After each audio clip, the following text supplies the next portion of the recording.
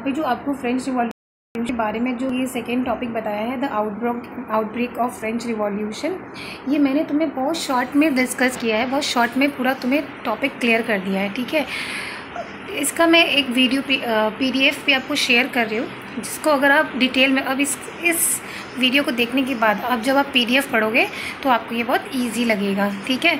जैसे कि मैंने लास्ट वीडियो में आपको बताया था 1789 से 1791 के बीच में कुछ इवेंट्स हुए थे, और इस इवेंट्स के बाद थर्ड स्टेट वाले जो है इन लोगों ने अपने राइट्स की डिमांड की थी, बट इनके राइट्स की डिमांड को ठुकरा दिया था। इसकी वजह से इन लोगों ने असेंबली हॉल छोड़ दिया था और इन्होंने खुद की असेंबली टेनिस कोर्ट में बनाई थी। दैट वाज नेशनल असेंबली, ठीक है, क्योंकि किंग लुइस इनके राइट्स को मान नहीं रहे थे और इन लोगों को जस्टिस चाहिए था। तब इन लोगों ने टेनिस कोर्ट ओथ में अपनी खुद की असेंबली बनाई थी, ओके।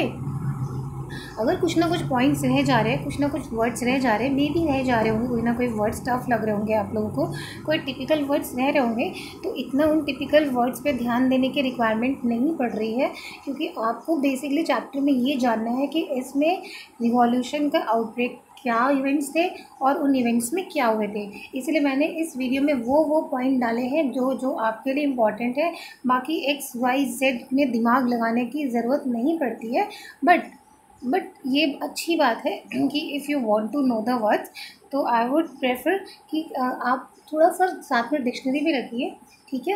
मैं भी इसमें कुछ ना कुछ वर्ड्स मेंशन कर दूंगी, कुछ ना कुछ टर्मिनोलॉजीज मैंने मेंशन करी भी है, बट इन केस अगर कुछ रह गया हो तो आई एम सॉरी, आप लोग उसकी वजह से रुक मत जाना, ठीक है। फिर मैंने आपको बताया था कि विंटर क्रॉप स्टार्ट हो गई थी, फूड प्राइसेस बहुत हाई होने लग गए थे और जिसकी वजह से लोगों में बहुत गुस्सा भड़क गया था। ऊपर से ये र्यूमर्स भी फैल गई थी कि जो लैंडलॉर्ड्स थे वो सारे क्रॉप्स पर कब्ज़ा कर रहे हैं, ठीक है।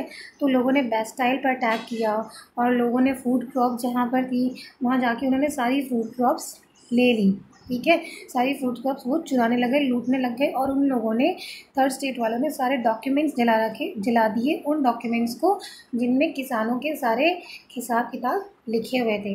तो लुईस 16 और जो लैंडलॉर्ड्स थे वो लोग डर गए थे इस चीज़ को देखकर कि इसका बहुत बुरा प्रभाव पड़ सकता है, और इन लोग लुईस 16 ने क्या किया था, तब उनकी बात मान ली थी और नेशनल असेंबली का गठन किया गया, ठीक है। फिर आपको मैंने बताया था कि जो भी प्रिविलेजेस फर्स्ट स्टेट और सेकंड स्टेट वालों को दी गई थी ना, वो सारी वापस से ख़त्म कर दी गई थी। टैक्स सिस्टम बहुत सारा लगा हुआ था, वो ख़त्म कर दिया गया था। फ्यूडल सिस्टम वो ख़त्म कर दिया गया था, और उसके बाद फ्रांस में कॉन्स्टिट्यूशनल मोनार्की स्टैब्लिश्ड हो गया था, ठीक है। अब फिर मैंने बताया था आपको कि किंग के पावर को कम करने के लिए पावर्स को बांट दिए गए थे एग्जीक्यूटिव, लेजिस्लेचर और जुडिशियल में, ठीक है। अब इलेक्शन का क्या प्रोसीजर था नेशनल असेंबली में? एक्टिव सिटीजन्स और पैसिव सिटीजन्स होते थे। एक्टिव सिटीजन्स वो होते थे जिनको वोट करने का राइट होता था, जो 25 साल से कम होते थे, और उनको टैक्स कैसे देना पड़ता था? उनके 3 दिन की जो वेज होती थी उनके अनुसार उनको टैक्स देना पड़ता था, ठीक है। और पैसिव सिटीजन्स वो होते थे, इन एक्टिव सिटीजन्स के अलावा जो लोग बचे हुए थे उनको बोला जाता था पैसिव सिटीजन्स। उनके पास वोट करने का कोई अधिकार नहीं होता था, ठीक है। अब देखो इलेक्शन का प्रोसीजर क्या होता था। ये जो एक्टिव सिटीजन्स थे वो वोट करते थे और वोट करके वो इलेक्टर्स को चुनते थे। इलेक्टर्स कौन चुनते थे? कौन पर्सन इलेक्टर्स में इन्वॉल्व होता था? जो हाईएस्ट टैक्स पेयर होते थे ना, जो लोग ज़्यादा टैक्स पे करते थे, वो इलेक्टर्स में चुने जाते थे, और उनको चुनता कौन था? Active citizens. फिर ये लोग नेशनल असेंबली का गठन करते थे, इलेक्टर्स, ओके। अब ये तो हो गया लेजिस्लेचर। अब एग्जीक्यूटिव में जो मिनिस्टर्स होते थे इनको कौन कंट्रोल करता था? इनको कौन इलेक्ट करता था? National assembly, okay. अब जुडिशरी में जो जज होते थे उनको कौन वोट करके इलेक्ट करता था? देवर एक्टिव सिटीजन्स। तो इस तरह से पूरा प्रोसीजर होता था नेशनल असेंबली का, और फ्रांस में इस नेशनल असेंबली को पार्लियामेंट ऑफ फ्रांस भी घोषित कर दिया गया था, ठीक है। उसके बाद फ्रांस के पीपल को बेसिक ह्यूमन राइट्स भी मिलने लग गए थे। For example right to life, freedom of speech, equality before law. इस तरह से फ्रांस में स्ट्रगल वाले डेज ख़त्म हो गए थे और फ्रांस पूरी तरह से कॉन्स्टिट्यूशनल मोनार्की हो गया था। फ्रांस को जो राइट्स चाहिए थे, जो जस्टिस चाहिए था उन लोगों को वहाँ पर मिल गया था। तो this is the end of video. I want to say कि ये टॉपिक बहुत इजी है।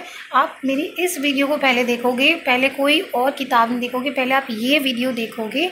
इस वीडियो में मैंने बहुत शॉर्ट में अच्छे से समझाया है, उसके बाद आप बुक पढ़ना, तब आपको ये समझ में आएगा। इस पूरे टॉपिक में सिर्फ इवेंट्स ही याद करने जैसा है और कुछ भी इसमें याद करने जैसा नहीं है कि जो 3 इवेंट्स हुए थे उन 3 इवेंट्स में क्या हुआ था।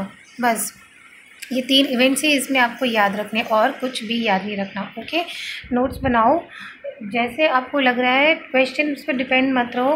क्वेश्चन आप बुक्स में देखो क्या क्या क्वेश्चंस हो रहे हैं, और यहाँ पे जो डू यू नो आपको दिख रहे हैं, उन डू यू नोज़ के आप नोट्स बनाते जाओ। ठीक है, डू यू नो में मतलब जैसे कुछ वर्ड्स आते हैं ना, ताइतेस क्या होते हैं, मैनर क्या होता है, ठीक है, ऐसे कुछ वर्ड्स हैं, और इनका आंसर बहुत ईजी है जो वहाँ पास के बॉक्सेस में होता है, तो वो आप लोग नोट करते जाओ।